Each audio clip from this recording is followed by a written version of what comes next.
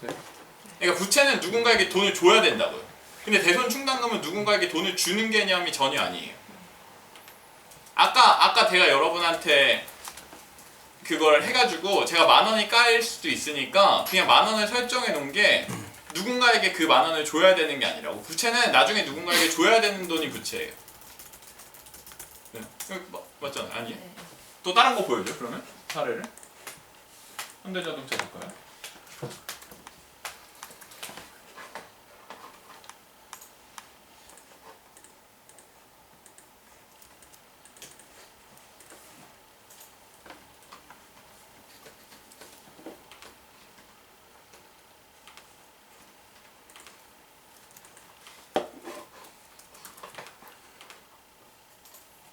매출채권 안에 들어있죠. 매출채권은 자산 계정이잖아요, 그렇죠? 매출채권 안에 부채 계정으로 들어가 있으니까 양가로 쳐져 있으면 이게 부채 계정이거든요.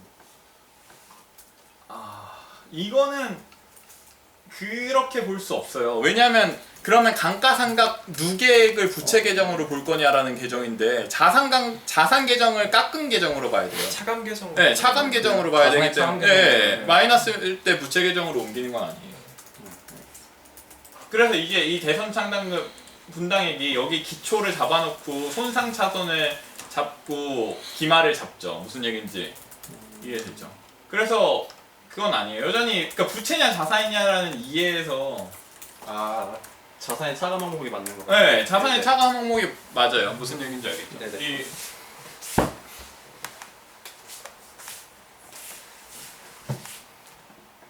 네, 됐죠? 그래서 여기가 그러니까 이게 내려가고 이게 내려가는 게 뭐라고 무슨 말인지. 그러니까 저 15년도라고 해야 되나? 저 가운데에 있는 손익계산서에서 네. 충당금을 뺀 돈을 OI로 잡고 네, 만약에 맞아요. 그 충당금이 안 쓰이면은 그 다음에 네. 에퀴티로 다시 돌려서 넣고 네. 쓰였으면은 에퀴티에서 뺀다. 네, 이게 14 말이고 이게 15년 1년간이고 이게 15년 말이고 이게 16년 1년간에 넣습니다.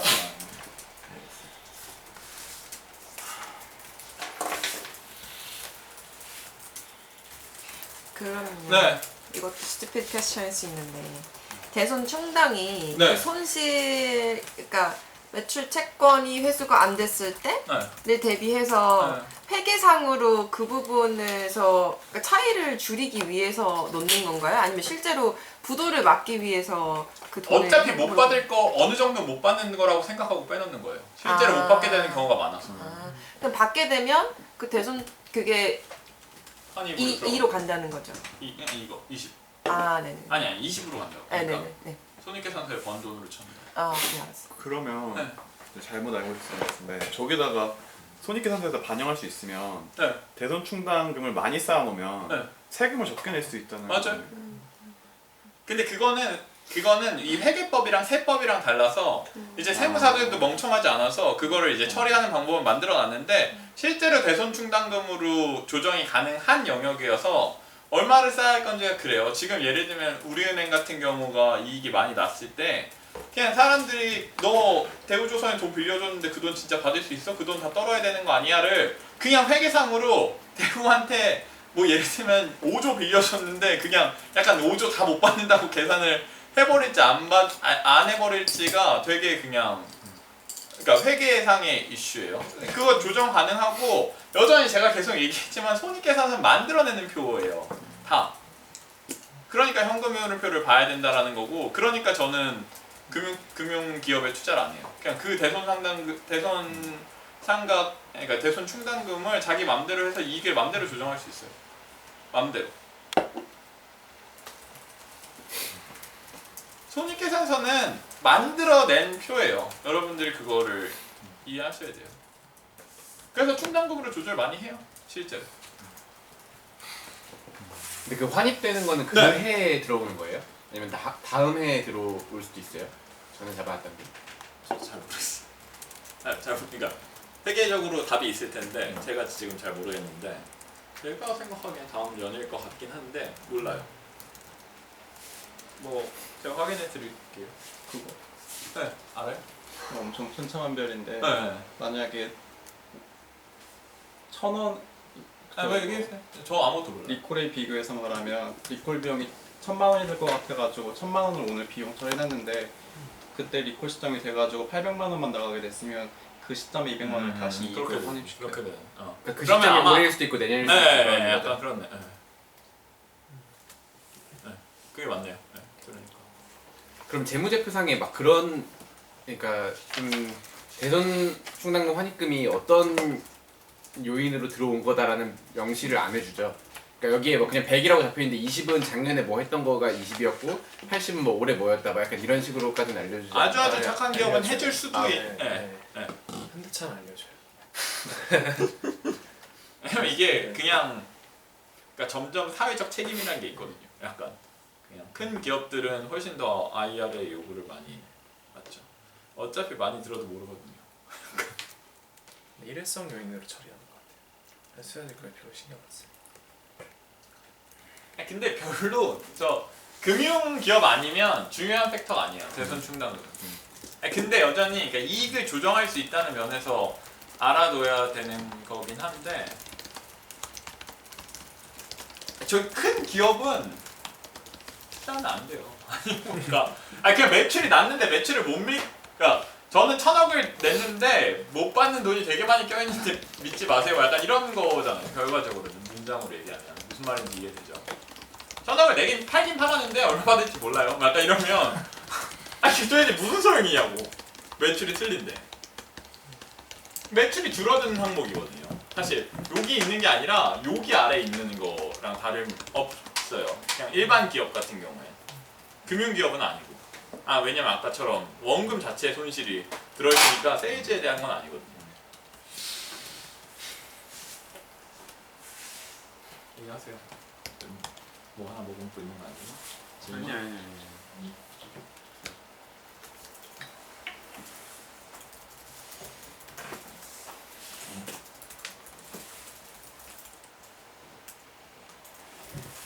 질문. 수업은 끝인가요? 네. 오늘은 조교가 알려줬어요. 2시간 다 했다. 나와주세요.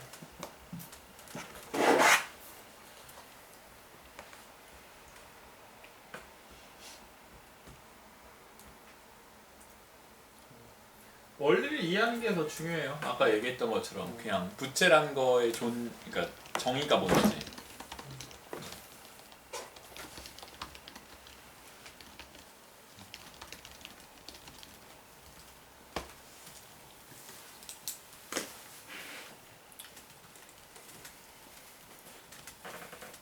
저번 돈 강의 들으셨던 분 누구죠? 저요. 일단 언제요? 지난주에. 왔어요. 네.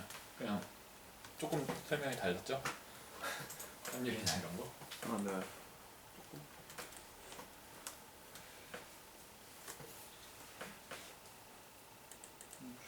있나요? 네. 네. 더 얘기할 게 있으니까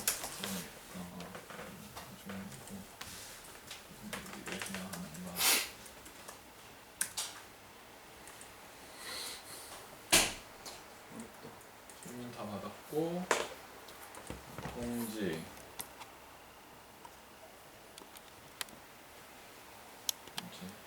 사적 공지를 사적 공지를 먼저 하나 하면 제가 다음 주에 토요일에 발표할 건데 들어오세요. 이제 아시는 분들이 있을 거고 아닌데 제가 꽤 많은 시간을 들여서 준비를 한 발표라서 그거 자체가 제가 많이 한 거 자체가 의미가 있는 게 아니라 제가 생각하기엔 퀄리티가 괜찮을 거란 얘기입니다. 그냥 시간을 많이 썼으니까요.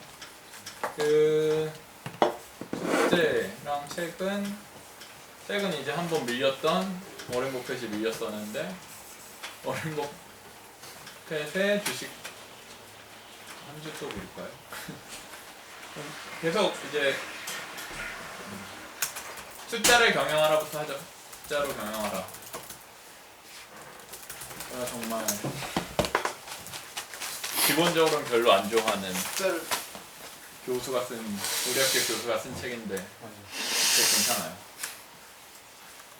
이 교수도 괜찮습니다. 최종 세 권이에요. 세 권인데 1권 읽으라는 거예요. 아, 읽으라는 관심 있으신 분은 더 읽으시고요. 깜놀했네. 1권이 제일 얇아요.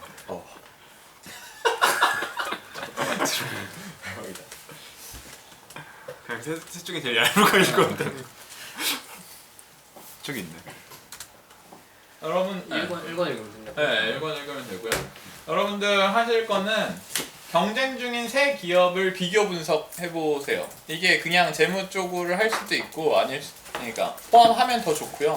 재무 쪽을 포함하지 않으면 그냥 여러분들이 느끼기에 아까 두 가지 측면에서 고객적 관점과 경영적 관점에 대한 해석을 해보세요.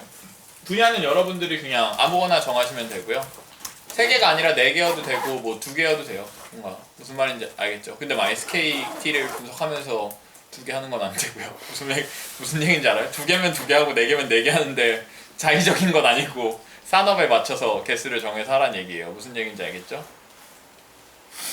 그래서 소비자 조사적 측면에서 하고 매장 방문 가능하면 3개 다 해보고요. 그리고 그러니까 거기서 경영에 대한 생각도 좀 해보세요.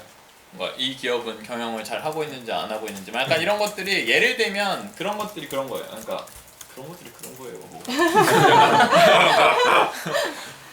그러니까 제가 한샘 매장에 갔을 때랑 리바트 매장에 갔을 때 예를 들면 리바트 매장은 침대 옆에 다른 침대가 있었어요. 한샘보다 더. 한샘은 방 중심으로 판매를 한다면 이런 건 경영적으로 다른 거예요. 무슨 얘기인지 지금 이해가 돼요.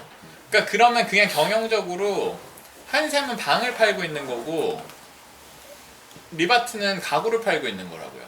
이해되죠? 그런 게 다르다는 느낌을 그러니까 이 두 가지를 생각을 하면서 결론을 내시면 됩니다.